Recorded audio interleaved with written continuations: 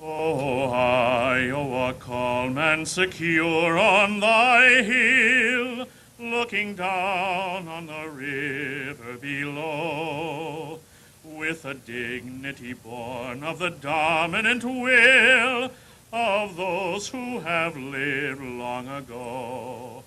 O heir of the glory of pioneer days, let thy spirit be proud as of old, for thou shalt find blessing and honor and praise in the daughters and sons of old gold. Thank you.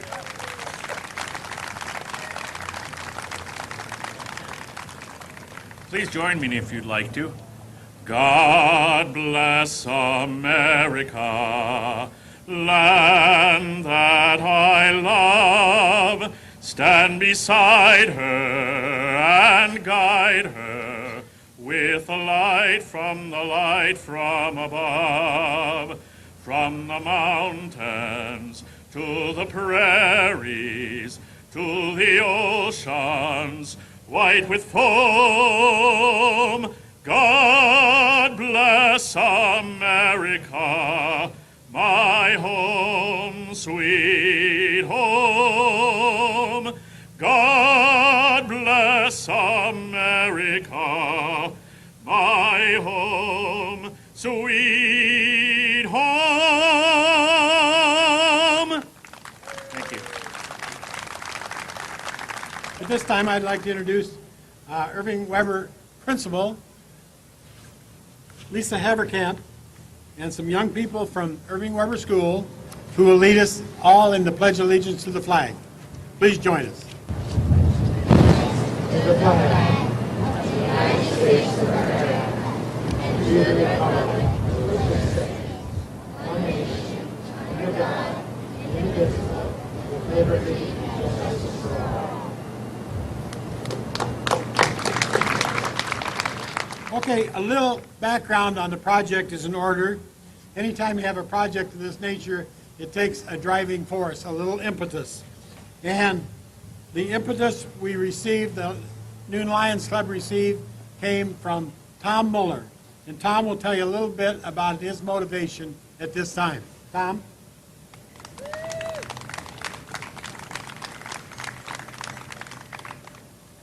Thank you, Darrell. You know, this occasion is almost too much for words. This opportunity to recognize and honor Irving Weber for his contribution to our community is just exciting, and what a legacy. He would love this, and he deserves it. We all, have ideas as we go through life about different things. And the ideas are many of them, but the execution is the challenge. How do you get it done? So when this idea was presented to the Iowa City Arts Advisory Commission, they immediately showed interest in it. Particularly Nancy Purington, who was chair of the commission at the time. She expressed strong interest and she gave continued support to the idea. Of course, how to finance this statue was a primary concern. The idea was next presented to our mayor, Ernie Lehman. And Ernie was excited about it. And ultimately, he and the council voted to give some measure of support to this project. But of course, you've got to find the way to get more community support. So it was suggested that the Lions Club would be interested, so the idea was presented to them, and they enthusiastically accepted. Now, of course, the key to the membership involvement was by Del Brown and Darrell Albright and Dick Manette. And the other guys were fantastic, but Dick was superb. He had his hand on it all the way and guided it, and we needed that. And then, of course, came the financial contributions, as you've heard already, or maybe not. Have we mentioned those yet? Later? But we had great acceptance from the people that we went to and asked for financial support and moral support. There wasn't a person that didn't like the idea of this. So, and then finally we came to Max Cast of Kelowna. Steve and Doris, the owners, are two artists and artisans, and they created this statue. And of course, they did offer us a price that we couldn't refuse. It was really good. Thank you. Anyway, thanks to all those that didn't get their names mentioned. I'm sorry. And thanks to Irving for helping support the oft-mentioned statement that Iowa City is the Athens of the West. Go! Thank you. Thanks, Tom. Making things happen correctly is always important. This project received great support from Mike Stoffergan of the Community Foundation of Johnson County. And I'd like to have Mike tell you just a little bit about that support and how these things happen. Mike?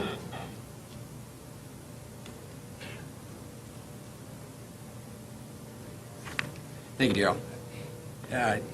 For those of you that don't know Daryl, Daryl is a man of few words, but they're very succinct and they're well chosen. And I got a call one day, and out of the blue, Daryl says, do you help people raise funds for good causes? And I said, well, yes, Daryl, that's what we do. And he says, thank you, goodbye. And that's all I heard from him. About 2 weeks later, Dick Manette gave me a call and said, we're with the Lions Club, we really want to make this happen. It's a great project. Will the Community Foundation kind of act as our financial resource to help it work? And we said, yes, that's what we're all about. Community Foundation's a new organization, but that's what we're all about, is building and developing our communities. I'd be remiss, though, not to mention that Dick was still really the driving force. Dick Manette was so focused on this that he kept all the members focused, even to the point where he asked me 3 times to speak in front of the Lions Club. Little did I know that the 3rd time you're automatically a member of the organization. So thank you, Dick. I really appreciated that. First deposit actually came a day we were sitting in the office, and I was figuring out, now, what's the next step here? And a gentleman by the name of Harry Smith walks in. And Harry, another man of few words, walks in. He says, here's a check. And I'm thinking, okay, here's a nice start, $1,500. It's a great start. Little did I know there were a couple extra zeros to that check. And so Harry was the first real depositor that kicked off the fund and got it going. And I'd be remiss not to tell, Tom was kind of low-key here. Tom was really the door-to-door person.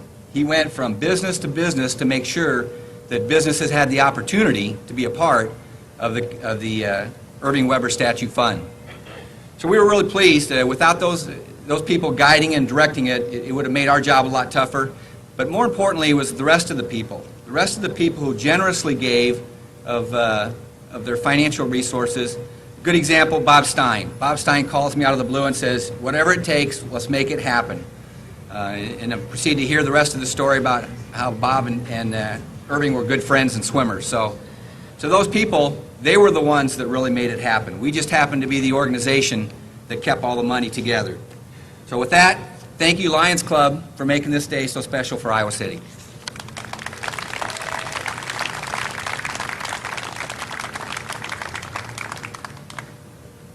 Thank you, Mike. This is a great place to acknowledge our contributors, large and small. And at this time, I'd like to give a hearty thank you to all of you from the Iowa City Host Noon Lions Club.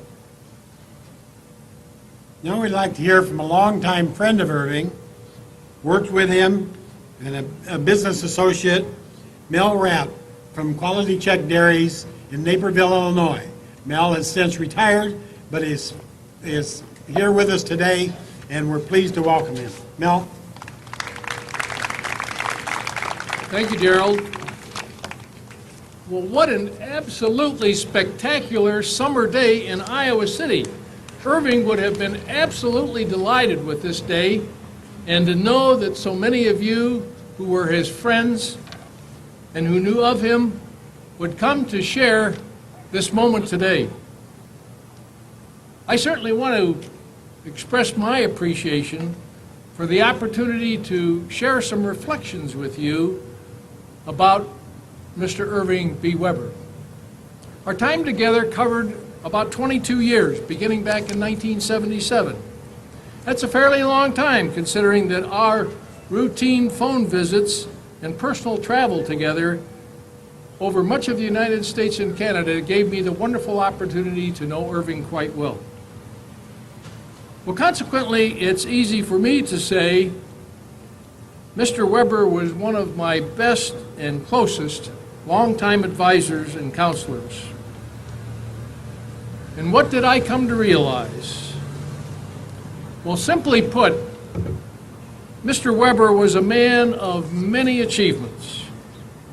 For Iowa City residents and central Iowa citizens, that was something fairly easily recognized.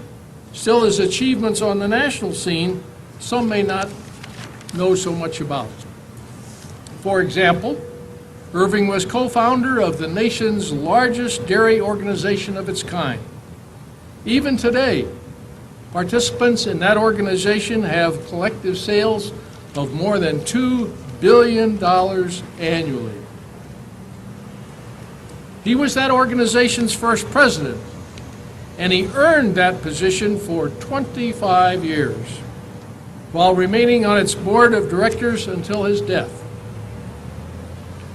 Besides the historical articles and books that you all may know about, Irving wrote other materials as well, including a book on mergers and acquisitions in the dairy industry, a treatise on the details of how companies are bought and sold. He subsequently wrote the 50-year history of quality check dairies. When he wrote it, he was 93 years young. Well, here in Iowa City, Irving might be considered a man of letters, given the many articles he wrote. Indeed, he was a prolific writer. More than 850 articles on Iowa City's history and its architecture. Those items were first published in the Iowa City Press Citizen. Subsequently, they were bound into 8 volumes by the Iowa City Lions Club, providing today in excess of $80,000 for the Iowa City Lions Site Conservation Fund. Thus, in this tribute to Mr. Weber, I will use some of his letters. That is, the letters in his name to describe the man, who Mr. Irving B. Weber really was. In the name Irving, you'll find there are 2 I's. The first I stands for interested. Mention a subject, a topic, an idea, and he was always interested. And it was a genuine interest. Questions from Mr. Weber would flow inevitably. He wanted to know more. He was interested. The second I stands for interesting. He was interesting because of his numerous interests, and he was very well informed on each. In his college years, one of his interests was swimming. Maybe first in the Iowa River, I'm not sure, but later for the University of Iowa, and became the very first University of Iowa All-American swimmer. And incidentally, that is a sport which his son Willis also excelled. And did you know that Irving continued to swim until he was almost 90 years old? Perhaps it was swimming that ignited Irving's long-time interest in the Olympic Games. Indeed, he was honored to be one of you citizens chosen to carry the Olympic torch through Iowa City. Subsequently, on one occasion, for those in attendance, without notes and without reference, he proceeded to describe the location and date of every modern era Olympic game, more than 30 cities and dates, as I recall, all extemporaneously. That's something I can't do. 2 R's in Irving Weber. 1 R stands for respected. respected for his counsel, respected for his accomplishments, respected for his character, and respected for the gentleman that he was. Respected indeed, consider the following. An Iowa City school named in his behalf in 1994 and while he was still living. A major suburban Chicago office building co-named in recognition and respect in 1986. The Irving B. Weber Dairy Industry Award, an award for highest quality dairy products and business practices, which is an ongoing award even today. Carrying the Olympic torch through Iowa City, a play written and performed here in Iowa City, outlining his lifetime experiences and views. A recipient of the Iowa Lions Club's International President's Award. In 1994, he was inducted into the University of Iowa's Athletic Hall of Fame. A recipient of the University of Iowa's Distinguished Alumni Award, and Lifetime Achievement Awards from 4 other organizations. A Lifetime Achievement Award from the Iowa Farm Bureau, another from the Iowa City Historical Preservation Commission, and the Iowa City Chamber, the Area Chamber of Commerce, did similarly, as did the Daughters of the American Revolution. Well, the second R in Irving Weber stands for resourceful. After all, without resourcefulness, how on earth could anybody write 850 articles plus on simply the architecture and the history of Iowa City? I perhaps shouldn't say simply. It's great architecture and it's great history, but that's a lot of things to write. Yes, R for resourceful, and please enjoy this with me. When he tired of the errors in his trusted yet aging Underwood typewriter, the errors his typewriter was making, at age 94, he chose to master the computer, the printer, and the word processor, and his writings went right along using those devices.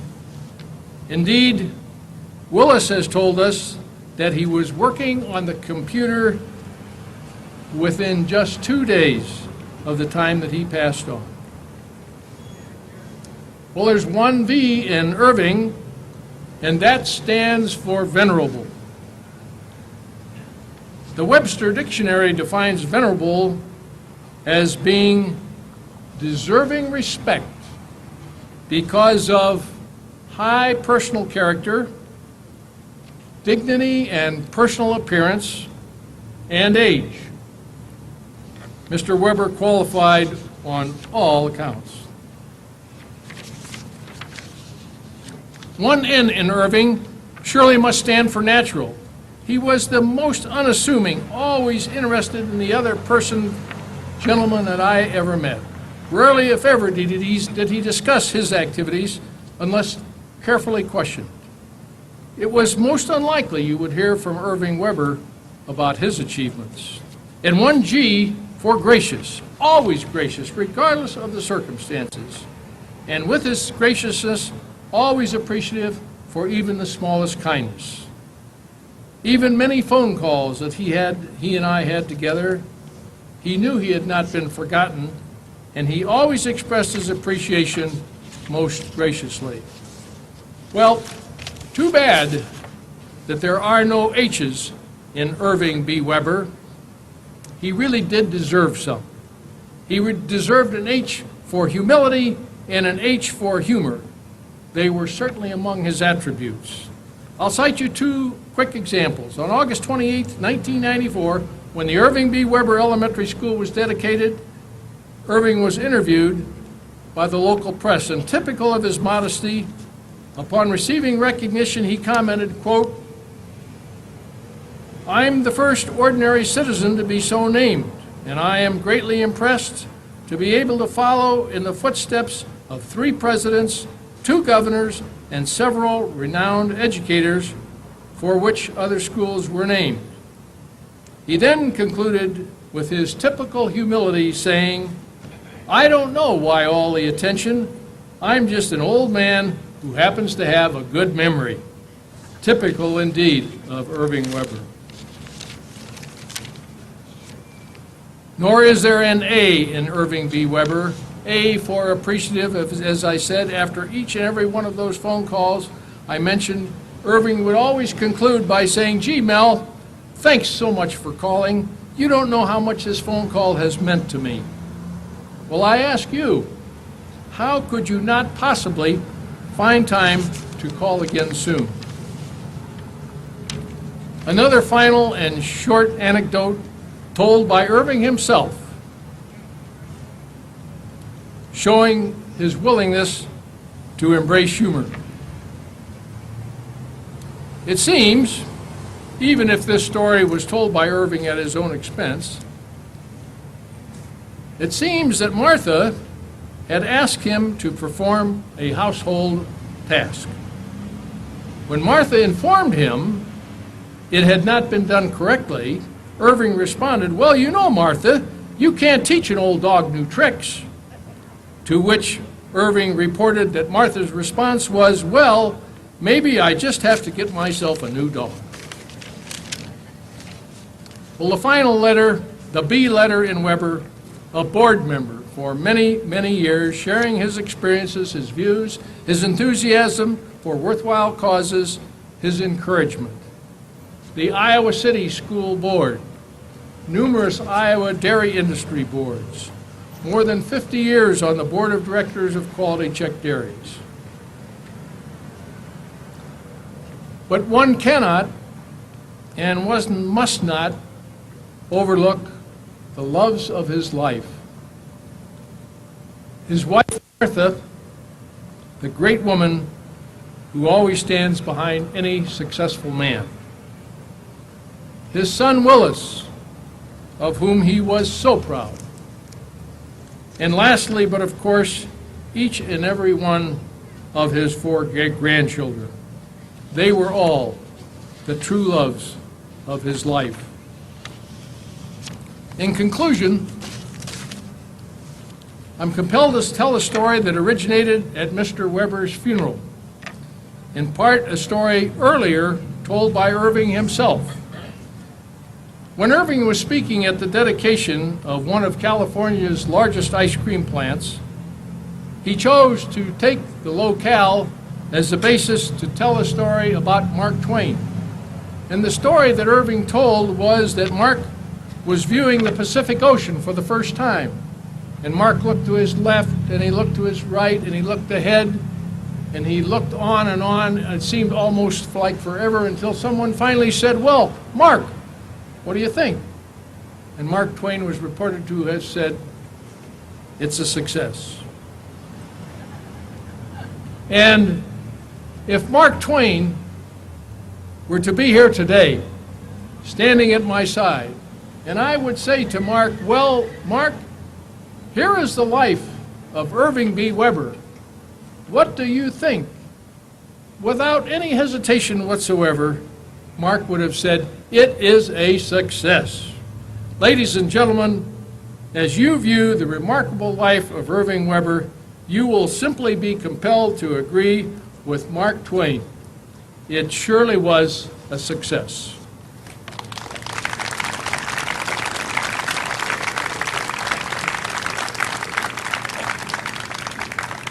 Thank you, Mel. A fitting tribute to Irving Weber. As I said before, contributors large and small make things happen. Speaking for our largest contributor and partner in this process, I would like to introduce Chuck Felling of the Iowa City Public Art Committee. Chuck? When you look at Irving Weber's statue, some people have said that they'd like to see it up a little bit higher, but I think it's pretty monumental the way it is. One of the prizes of coming to a dedication for a statue sculpture of a person like Irving Weber is that there are a lot of people going to talk about it. And I would just like to say that with any artwork, it always begins with an idea. In this case, Tom Muller came back from a vacation trip with the idea that we should, in Iowa City, have some sculptures of people who have helped our town to come to where it is. The seed started with Tom. He presented his idea to the Iowa City Public Art Advisory Committee in September of 2000. With our tacit approval for the idea, but wondering how it would be carried out, he left. Then in February of 2002, Del Brown came to the committee.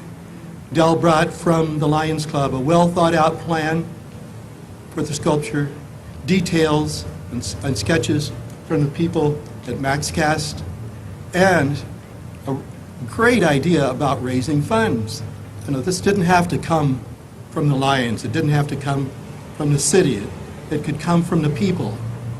Irving Weber was the people's historian.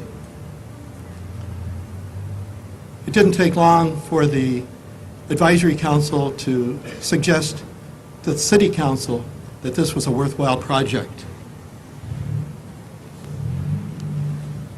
We followed the construction of the statue by visits to MaxCast in Kelowna, and were impressed at every step of the way by the work that was being done. At this time, the members of the Art Advisory Committee congratulate MaxCast Incorporated artists on their creation of the statue.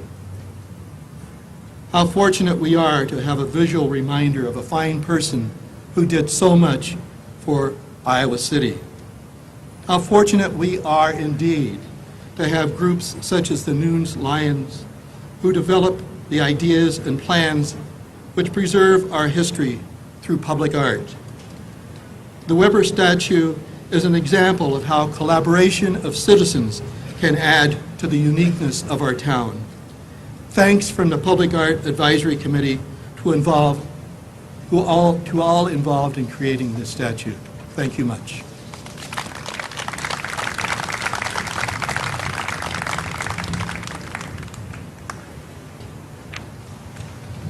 Adding greatly to the fundraising process was Quality Check Dairies.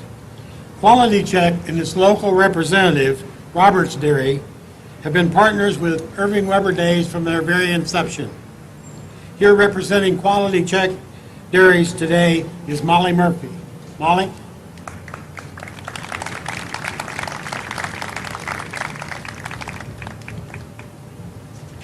Over 60 years ago, Mr. Weber had an ice cream plant here in Iowa City.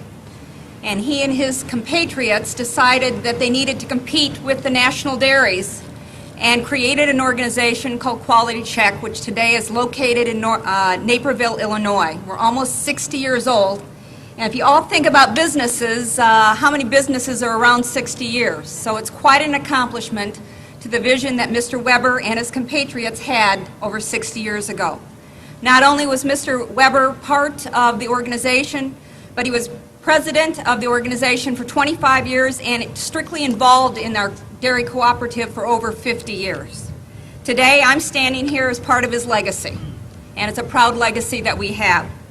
Today, the blue Q and the red check that you see on the Roberts products is in over 40 states, the United States. We're in Mexico, South America, and El Salvador. So we are growing and thriving today. We've got 40 dairy companies in the United States and 61 plants that we work with. The blue Q and red check stands for quality and food safety. It's an endorsement of your dairy products, something that Mr. Weber was very proud of, and we uphold his standards still today. We are like the good housekeeping seal for dairy.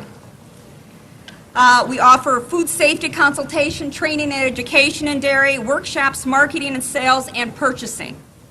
We're 40 dairy strong, and as Mr. Weber, he had an unfailing love for our organization and a passion, and that passion continues today.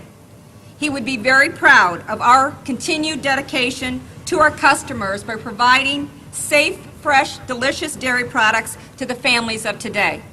It is our honor to be here, be part of this recognition, to dedicate Mr. Weber on the street he used to live on Iowa Avenue. And on behalf of Quality Check Dairies, we thank you, and thank you, Mr. Weber. On behalf of the Iowa City Host Noon Lions Club, I'd like to take this opportunity to thank all the contributors, a listing of whom is on the back of your program.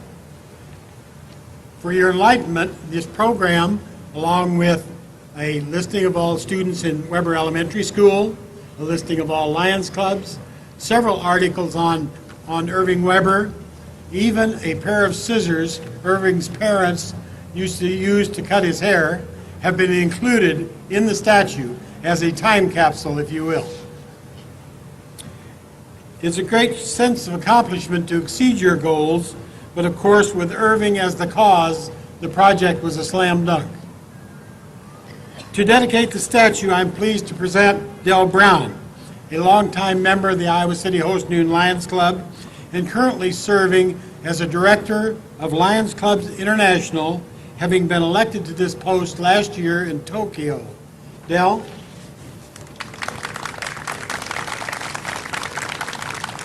Thank you, Darrell. I am pleased to represent the Iowa City Noon Lions Club and International Lions for this special occasion. Some of our club's Lions members deserve special recognition for their work in the completion of this project.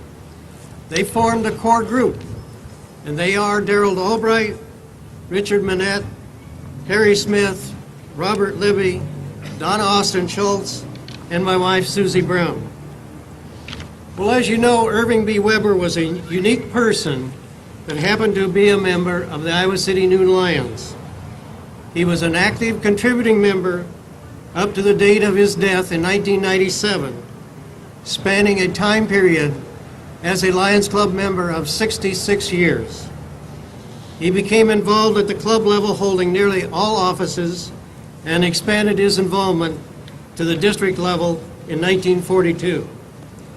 His personality and knowledge of international Lions clubs certainly qualified him to seek the highest office in our organization, that of the international president of the world's largest service club, if he had chosen to do so. Instead, he chose to serve, which is the motto of our Lions Club at the local community level. Every meeting he attended, and he attended regularly, was a history learning experience for our members. He would find out where you lived, and that would start a trip down memory lane of who lived in that residence previously and when that section of the community was developed. Much of our knowledge of the community came from Irving B. Weber. Irving's stories of community history did not stop there. We were entertained by many stories of Irving's experiences of traveling to Lions Club meetings and getting stuck on mud roads, and the humorous times he enjoyed laughing with the antics of the club's Lions tail twisters. The highlight of Irving's club involvement came with a decision to publish the articles that he wrote about Iowa City history into book form. He wasn't sure that there would be enough interest in them to warrant publishing the first volume. Well, there was, and enough to publish 8 volumes in total. As you know, the money was all donated to the club, and proceeds from the sale of his books have now totaled well over $80,000.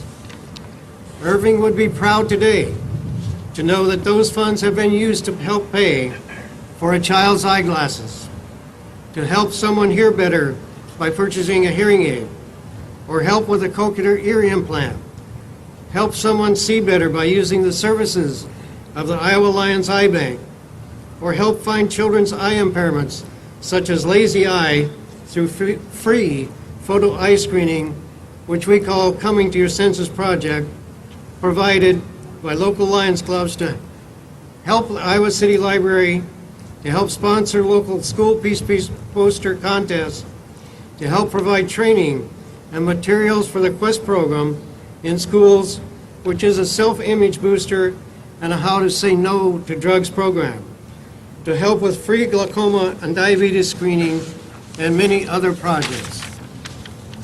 Irving's 66 years as a Lions Club member brings to my mind the question, why? Why did he stay a member of this organization for so many years? Well, the answer to that is simply because he was actively involved in this community. And a Lions Club membership is composed of active, involved community people. For 66 years as a Lions Club member and longer as a part of the community, he did make a difference. The International Lions symbol emblem, which I'm wearing on this pin, consists of a round circle with the letter L in the middle, and a lion's head on one side and a lion's head on the other side. One head points back towards the past. One head looks the other opposite direction towards the future. Irving told us through printed and verbal stories of our community's past history. He has given us volumes of knowledge about the foundation of our community. He's told stories so vivid with humor that you felt you really began to know some of the people who founded this community. He helped us look back into the past.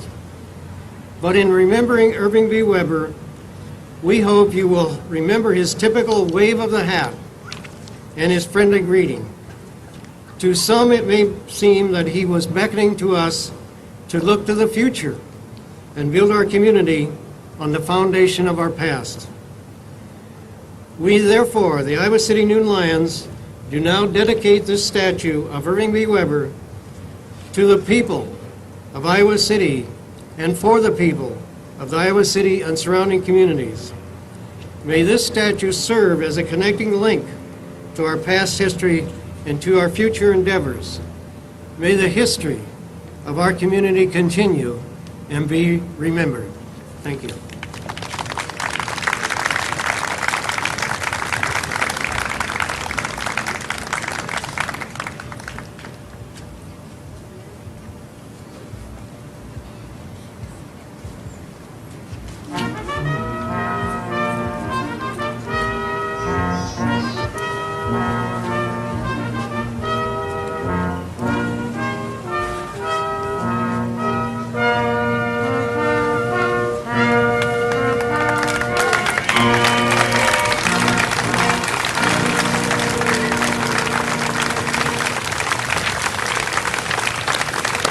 Finally, it is a distinct pleasure to introduce the son of Irving Burge Weber and Martha Thorne Weber, Willis Weber.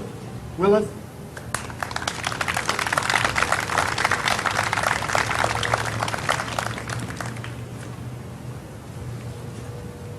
Good afternoon, and thank you very much for turning out for the dedication of the father's statue.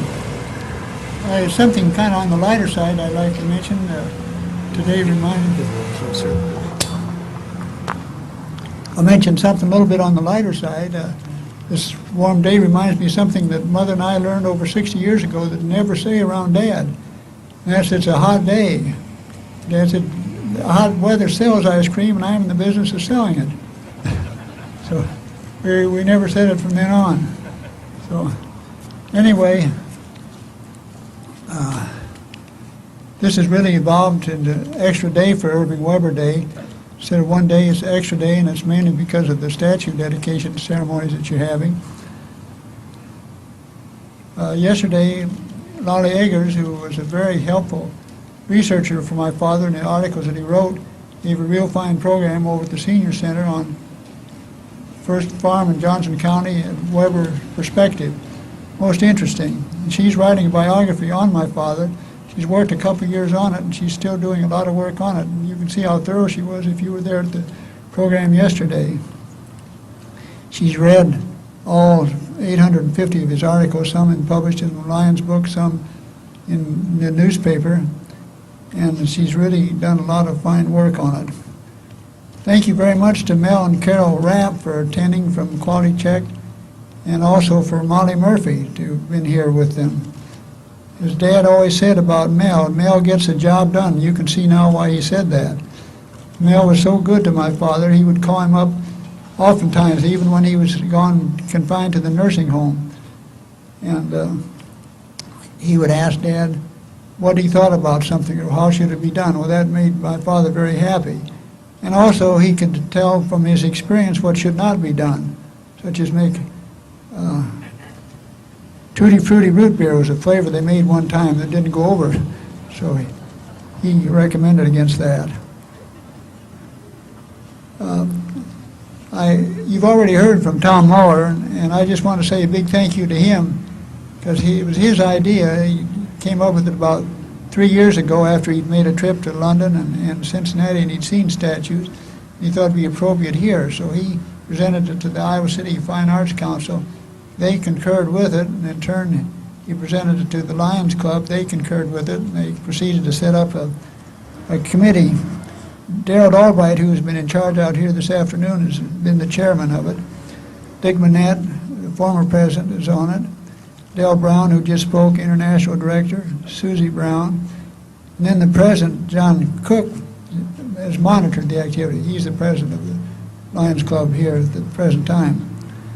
So the next thing that was done was a search for a contractor, and they looked around, checked what was available and people that were qualified to do it, and they got together with MaxCast and down in Kelowna, and unfortunately they were highly qualified. They showed them examples of the work that they'd done, and they were sold on the work, and a reasonable price was negotiated by Dick and Matt with them, and they decided to go forward. So Steve Maxon and Doris Park, they worked together there at MaxCast, and instead of just taking a picture and starting right out from that, while they went and got videos checked out at the library to see how my father looked and how he looked when he moved about, and also they got copies of his book, so they read about him, so they had a much better feel for what he was like, and they said it helped him quite a little bit. I won't go into much detail because they can answer these questions for you, but I was curious about how they proceeded, and they said that an armature frame had to be constructed first, and that it consisted of plywood, styrofoam over that, and clay on top of that.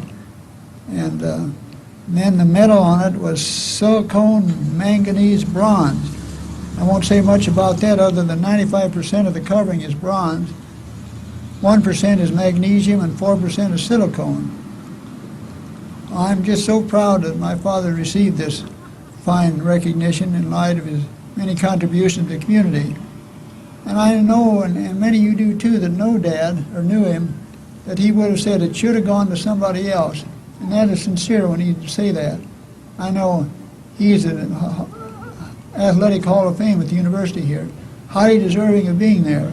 And he got wind of the fact that the fellows were trying to promote him for acceptance into the Hall of Fame. And he said somebody else should do it. He even went to the coach and told him he thought somebody else should have it. But he got it. He's very deserving of it. But that's just the type of person he is, and very sincere when he would say that. Mel talked to you about some of the things that he did, about how he wrote 850 articles. One thing I'll point out on that is how dedicated he was to it. I remember at the peak of his writing, and he would write one story every week for the newspaper. And when he came over to visit us in Japan one time, we were stationed there, why, he did a half a dozen of them in advance, and he really pushed it to get it done. Well, anyway, what I wanted to say is his cataracts came on when he was at the peak of his writing career, turning out one every week. And I remember being at home there and seeing him working with a magnifying glass over the paper, and he'd write a little, and then he'd get the glass up again to keep those articles coming out one a week. He'd made that commitment. He was going to follow through on it. You would never been able to tell from reading the articles what a great handicap it was under it, but he did well, and he would follow through.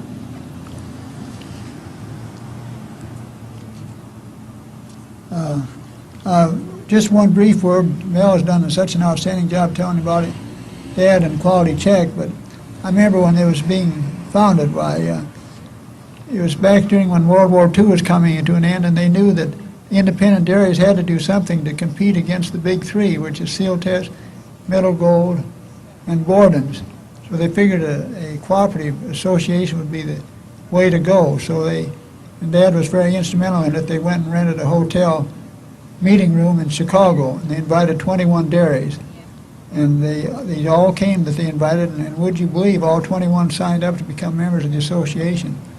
So they launched off in fine fashion. They were able to hire an outstanding advertising agency, buy in bulk, get people like Molly to help with their marketing, and just worked out really fine. And I remember back then why he was number 2 man in Sidwell Dairy. And he would work the dairy all day. He would not let it tide over. He kept his quality check work separate.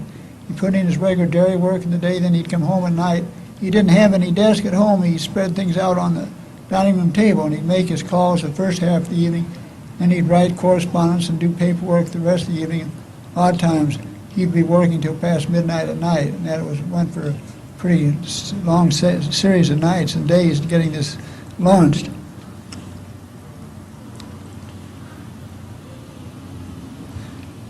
One thing I'll just say about his swimming, other than he is a member of the Hall of Fame, he always loved to go swimming. And I also should add, too, that except for the last few years, he was in excellent health. And he said he just had to attribute that good health to something. He said he certainly gave a lot of it to his swimming.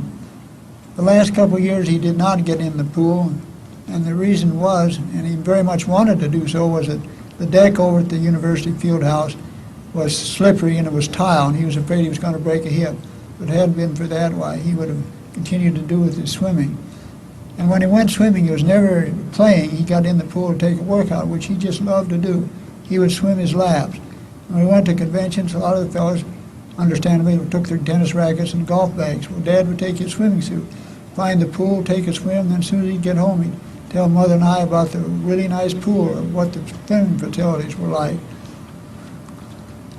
Last few comments I'll make pertain to why I think this is an excellent choice for the statue here on Iowa Avenue. My father grew up on 927 Iowa Avenue. It's the last block on the east end of Iowa Avenue on the south side. Now, if you go out there now, you won't find a 927. You find 2 apartment buildings instead. That house was taken out and moved to South Lucas Street and installed there. Dad took me there one time to see it. He said it was so sad to see it in a different location from what he had remembered of the neighborhood. So he never went back again, even though it was in a good neighborhood, but he didn't have that same atmosphere that his original home had. So anyway,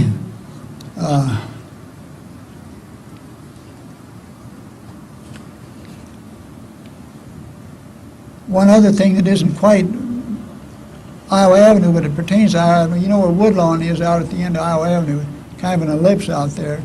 We had his first job as a boy, and he worked for a professor and a Mrs. Stewart out there, and his job was to take care of their cow, or 2 cows, and milk them. Had to keep the barn clean, had to keep them fed, milk them twice a day. And that was his first association with the dairy industry. It was not with Sidwell's or Quality Check. It was taking care of these 2 cows as a small boy. Then his second association with the dairy industry was not through Sidwell's either. It was when World War I was on. He was too young. He couldn't enlist and get in the Army, so he did what the patriotic thing to do was back then, to find yourself a job with the farming family. So he got a job with Mr. and Mrs. Manley Fountain. And Mr. Fountain really believed it was his duty to teach Dad how to farm in case he would like to go into it. And one of the things he had him do was attend to the dairy cattle. So that was his next experience with the dairy industry. Now, the next thing I'll mention on Iowa Avenue is that his father was a blacksmith, and he ran a shop the first block to the east of Old Capitol on the south side. And I looked there to see what's there now, and it's Pita Pit. That's where Weber Blacksmith Shop was. And my father spent a lot of time and up and down Iowa Avenue getting to the shop. And he loved to tell me about his father horseshoeing the horses, and some of the fractious horses and some of the things they did. But it was a wonderful experience for him. His father loved the work, and so he told me about it quite often. And the last thing about Iowa Avenue is that my father just loved the Iowa River, and he swam in there all the time. And he would ride his bicycle up and down Iowa Avenue and head off to the north part of the river. He swam in the upper reaches of the river, but liked it very, very much. Once he graduated from high school and went into the university, he was able to stop swimming in the river, and he went to the old Armory pool at the University of Iowa. And I'll tell you something that he's told me repeatedly. It was the happiest day of his life, and he was in there swimming right after he enrolled at university. And Coach Armbruster happened to see him swim. And he went over and talked to him. He invited him to come out for the team, and Dad said he was just thrilled. Just such a happy occasion. So he kept up his swimming the rest of his life, except those last couple of years. Well, this pretty well finishes the detailed comments I had. I did want to acknowledge two people. One of them isn't here. That's Bob Libby. Bob was at Lyon. He was so good to take Dad to and from the meetings for years. Very reliable and a fine fellow, and his sister-in-law passed away in Des Moines, and he couldn't make it. I want to acknowledge him, and I also want to acknowledge Bob Stein. Bob Stein is a confidant of my father's, the best of friends with him, had a friendship that spanned 40 years, and it was very much appreciated by my father. Well, I'm going to finish up by saying something that my father repeated oftentimes, and I'll say it myself. Never forget your friends. Well, you certainly didn't forget him. Thank you again ever so much.